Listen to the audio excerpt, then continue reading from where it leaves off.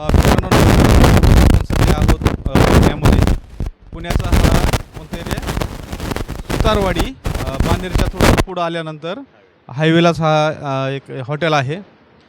मला बीडकरांना खास सांगायचं आहे की नुसतं राजकारणामध्ये पडून किंवा इतरत्र काही रिकाम्या उद्योग न करता कोणाशी भांडणं करणं, कोणाशी तणणं करणं किंवा इतर गोष्टीमध्ये न पडणं, ह्याच्यापेक्षा आपण उद्योगासाठी जर आपण भर दिला, उद्योगावर व्यवसायावर आपण भर दिला तर आपण नक्कीच एक सक्सेस स्टोरी आपल्याकडे होऊ शकते.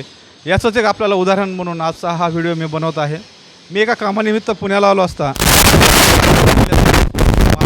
तालुक्यातील आपले मित्र आहेत माने राहुल माने सर यांचा एक उद्योग आहे हॉटेलचा. हॉटेल मंत्रालय म्हणून या ठिकाणी हायवेवर स्थित आहे.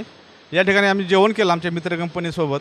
अगदी उत्कृष्ट असं जेवण आणि हॉटेलची रचना बघितल्यानंतर मन प्रसन्न झालं की आपला बीडचा जर उद्योजक मनात एक स्वप्न घेऊन पुण्याला आला आणि पुण्याला आल्यानंतर त्यांनी एक छोटंसं हॉटेल सुरू केलं आणि त्या हॉटेलचं रूपांतर आज एक मोठ्या हॉटेलमध्ये होण्याच्या मार्गास्थावर आहे.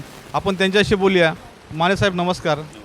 आपलं नाव सांगा आणि तुमचा प्रवास हा कसा झाला हे आमच्या प्रेक्षकांना जरा तुम्ही सांगा. नमस्कार. मी राहुल माने, मूळ माजलगाव तालुक्यातला आहे. तसा मी 2019मध्ये पुण्यामध्ये आलो.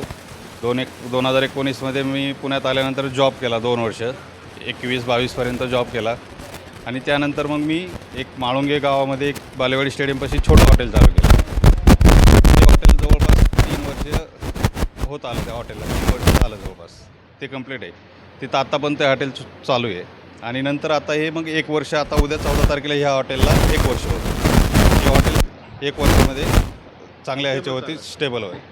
आता तुमच्याकडे किती लोक काम करतायत आणि कसं नियोजन करता तुम्ही या हॉटेलचं? आत्ता जवळपास साधारण माझ्याकडे एक 25 लोकांचा स्टाफ आहे.